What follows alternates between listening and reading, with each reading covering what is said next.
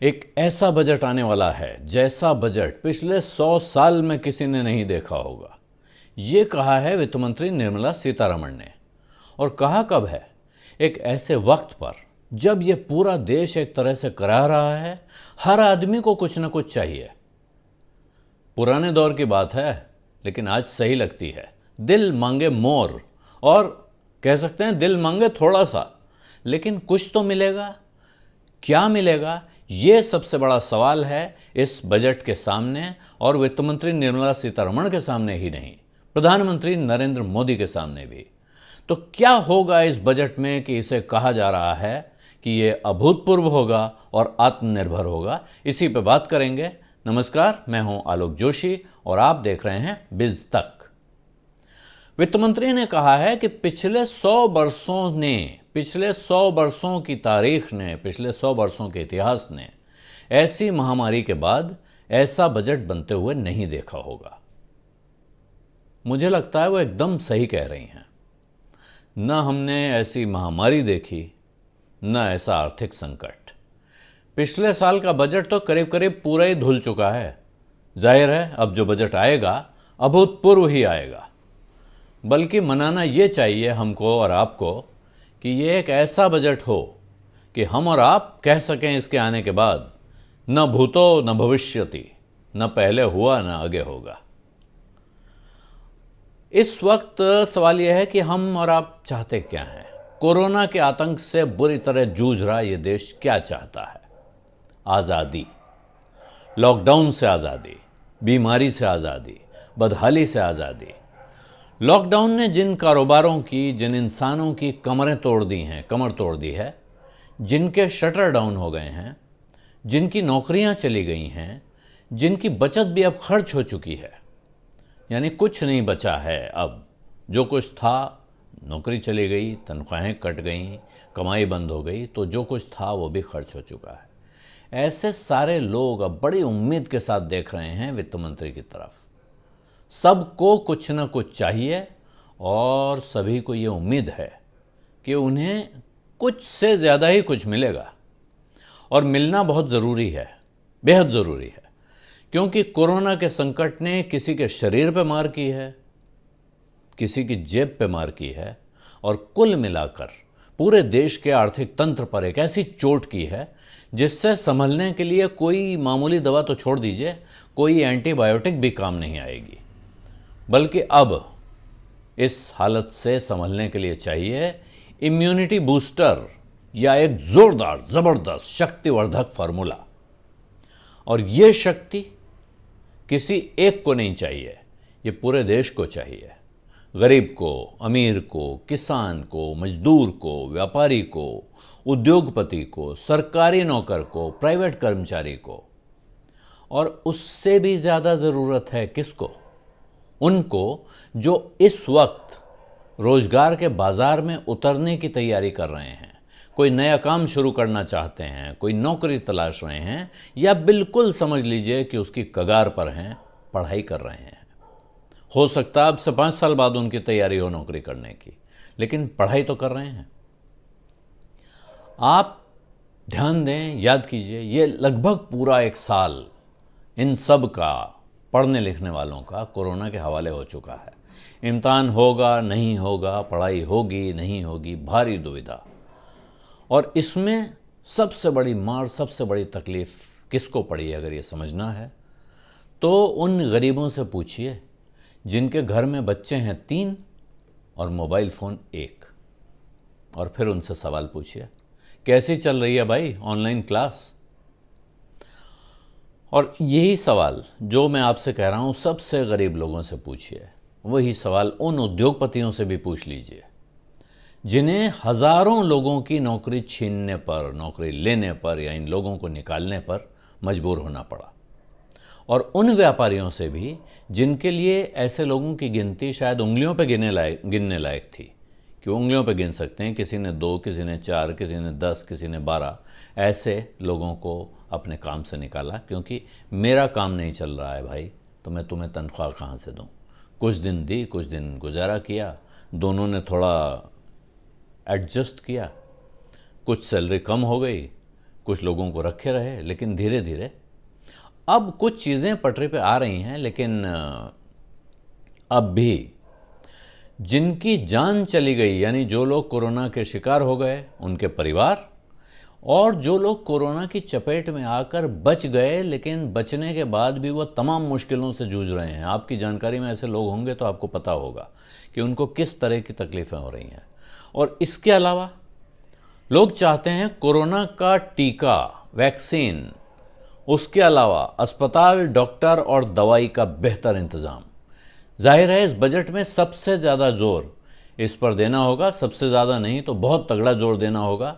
और जोर देने का अर्थ क्या है? बजट में किसी भी चीज़ पे जोर देने का अर्थ होता है जेब ढीली करना, खर्चा करना, रोकड़ा निकालना। और अभी बजट में जितना खर्च हेल्थ सेक्टर पे हो रहा है उसको बढ़ाना पड़ेगा, को 2 गुना करना पड़ेगा या 3 गुना करना पड़ेगा। सिर्फ ये जो वैक्सीन आ रही है इसको हर आदमी तक पहुंचाने का, इसको लगाने का खर्चा, पहले तो वैक्सीन का दाम, और उसके बाद इसे 120 करोड़ 130 करोड़ लोगों तक, हो सकता है सबको न लगानी हो, 100 करोड़ लोगों तक भी पहुंचाने का खर्चा और लगाने का खर्चा जो जोड़ा जाए तो वो नींद उड़ाने के लिए काफ़ी है। ये हो गया वो खर्चा जो करना ही है, इसके बिना तो चारा नहीं है। और उसके बाद भी एक बड़ी लंबी लिस्ट है वित्त मंत्री के सामने, तरह तरह की मांगे हैं। सबसे बड़ी मांग क्या है? सब तरफ से आ रही है कि सरकार अपना खर्चा बढ़ाए, जोर शोर से खर्चा बढ़ाए, ताकि लोगों की जेब में पैसा आए और वो अपनी जेब से निकलें बाज़ार में, सामान खरीदें, और जब सामान खरीदेंगे फिर वो व्यापारी पीछे खरीदेगा, पैसा घूमना शुरू हो जाएगा इकोनॉमी में, बाज़ार में, और इससे बाज़ार में डिमांड आएगी, लोगों का काम धंधा चलना शुरू होगा, और इसी तरह धीरे धीरे कारोबार वापस पटरी पर लौटता है। लेकिन सरकार की चिंता क्या है कि ये जो खर्च की उम्मीद की जा रही है उससे, इसे करने के लिए पैसा आएगा कहाँ से? इस साल जो उसका हाल है वो पहले ही आमदनी अठन्नी खर्चा रुपया चल रहा है। करीब करीब 4 महीने इस साल के न तो काम हुआ न कमाई हुई। 1 क्वार्टर पूरा चला गया है, उसके आगे पीछे भी आप 1 महीना और जोड़ लें टोटल हिसाब लगा के, जहाँ काम हो रहा है उसमें भी जितना कट करेंगे तो वो लगभग 4 महीने का हिसाब लगा लीजिए कि उस वक्त कमाई नहीं हुई है लेकिन खर्चा हुआ है। हमारा, आपका, बहुत से लोगों का खर्चा भी कम हुआ है, लेकिन सरकार का खर्चा करीब करीब जैसा था वैसा होता रहा है, बल्कि बढ़ा है। और अभी तक जो हिसाब लगाया गया है, अनुमान है कि जब वित्त मंत्री हिसाब पेश करेंगी पिछले साल का, तो सरकार का जो घाटा है वो करीब 7.25% होने जा रहा है। 4% पर हाय हाय हो रही थी कि 4% से चवन्नी कैसे कम की जाए, 3.25-4% कैसे किया जाए, फिर 3.5 किया जाए, 3.25 किया जाए। वो 7.25% तो अभी तक का अनुमान है। जब सामने आएगी वो फिगर तो पता चलेगा कि कितना है। और परसेंटेज में समझने में दिक्कत हो रही हो तो समझिए कि ये रकम 15 लाख करोड़ रुपए से ऊपर की रकम होगी। ये छोटी मोटी रकम नहीं है। और जहां जहां से सरकार पैसा ला सकती है, जहां जहां से उसकी कमाई बढ़ सकती है, उनमें ज़्यादातर जगह ऐसी हैं जहां वक्त लगने वाला है। जो टैक्स से कमाई तभी होगी जब लोगों की कमाई होगी, जब बिजनेसेस चलेंगे, कारोबार चलेगा, तो इनकम टैक्स, जीएसटी दोनों की कमाई तभी बढ़ती है। जीएसटी में कलेक्शन पटरी पे आ रहा है, अच्छी खबरें भी आ रही हैं। खबर यह आ रही है कि जल्दी ही, ऐसे संकेत आ रहे हैं कि बहुत जल्दी ही जीडीपी गिरने के बजाय वापस बढ़ने की तरफ बढ़ने लगेगी, यानी अब पॉजिटिव में आ जाएगी। लेकिन अभी का जो संकट है वो ये है कि सरकार पहले अपना खर्च करे और फिर प्राइवेट सेक्टर से लगवाए, और जितने बड़े खर्च की ज़रूरत है वो प्राइवेट सेक्टर के बस का भी नहीं है। तो अब कहाँ से लाएं पैसा? तो अब सारी उम्मीदें टिकती हैं 2 चीज़ों पे। एक, विदेशी निवेश, विदेश से बड़ा पैसा आए, सीधे उद्योगों में लगे, और बाज़ार में तो आप देख ही रहे हैं वहाँ बाहर चल रही है, वहाँ आ रहा है पैसा, लेकिन वो पैसा कब आए कब गया पता नहीं चलता है। और दूसरा रास्ता है डिसइन्वेस्टमेंट, यानी सरकारी कंपनियों की बिक्री। उसके बड़ी योजनाएं पिछले 10-12 साल से हम लोग सुनते आ रहे हैं, लगातार चल रही हैं। हर साल एक बड़ा सा टारगेट होता है, फिर वो पूरा नहीं हो पाता है। बाज़ार इस वक्त ज़बरदस्त उछाल दिखा रहा है, लेकिन क्या जब कंपनी बिकने के लिए आती है, सरकारी कंपनी, जब सरकार उसको बेचने के लिए निकलेगी तब भी यही उत्साह दिखाएगा? ये कहना बड़ा मुश्किल है। तो ये राह भी आसान नहीं है और इसमें वक्त भी लगता है, ये बहुत जल्दी का काम नहीं है। तो अब सबसे आसान रास्ता क्या है सरकार के पास पैसा जुटाने का? वो एक खतरनाक रास्ता है हमारे और आपके लिए, वो है टैक्स बढ़ाने का रास्ता। तो हम और आप तो उम्मीद लगाए बैठे हैं कि सरकार इस बुरे हाल में, बुरे वक्त में कुछ राहत देगी, मदद करेगी, और सरकार को चाहिए पैसा। तो कहा यह जा रहा है कि साहब हो सकता है कि सरकार एक कोरोना टैक्स लगा दे या कोरोना सेस लगा दे। सब पर लगे जरूरी नहीं है, मोटी कमाई वाले लोगों पे लग सकता है, वेल्थ टैक्स लग सकता है, इसकी चर्चा भी दोबारा शुरू हो गई है। तमाम ऐसे टैक्स हैं जो पहले लगते थे, ख़त्म कर दिए गए, धीरे धीरे माना गया कि अब हम आगे बढ़ रहे हैं, तरक्की कर रहे हैं, ये वाले टैक्स बहुत पुराने ज़माने के टैक्स हैं, इनको ख़त्म किया जाए। उनकी वापसी की चर्चा बार बार होने लगी है। अब प्रश्न है कि वित्त मंत्री वो क्या करने जा रही हैं, वो क्या कर सकती हैं कि ये एक अभूतपूर्व ऐतिहासिक बजट होगा जैसा उन्होंने दावा किया है। तो आप कहने के लिए देखिए, हर बजट के पहले ये बात कही जाती है, बजट की चर्चा में कहा जाता है कि इस बार तो वित्त मंत्री को तलवार की धार पर चलना है, यानी ग्रोथ भी बढ़ानी है, कमाई भी बढ़ानी है और किसी पर बोझ भी नहीं डालना है, सबको खुश भी करना है। लेकिन जिस वक्त देश इतिहास के सबसे बड़े संकट से निकल रहा हो, अर्थव्यवस्था एक गहरे गड्ढे से बाहर आ रही हो, उस वक्त साफ है कि ये सिर्फ तलवार की धार पर चलना नहीं है। इस तलवार के एक तरफ कुआं है और दूसरी तरफ खाई है। अगर ज़रा सी चूक हुई तो बहुत बंटाधार हो सकता है।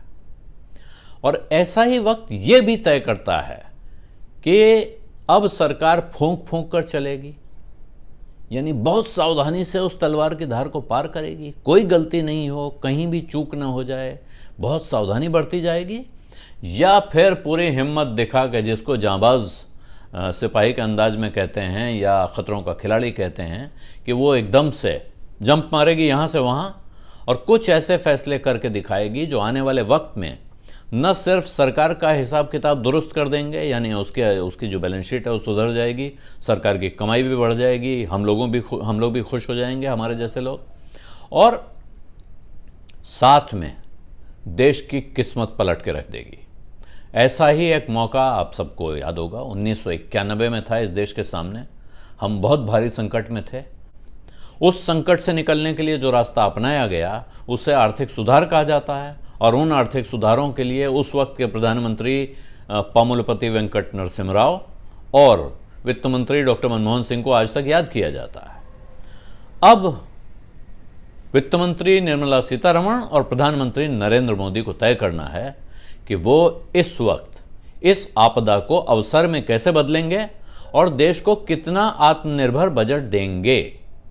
और तभी तय होगा कि जितने सब मांग रहे हैं, दिल मांगे मोर, उनका दिल खुश होता है या उनके दिल को इस बजट के पेश होने के साथ एक गहरा धक्का लगता है।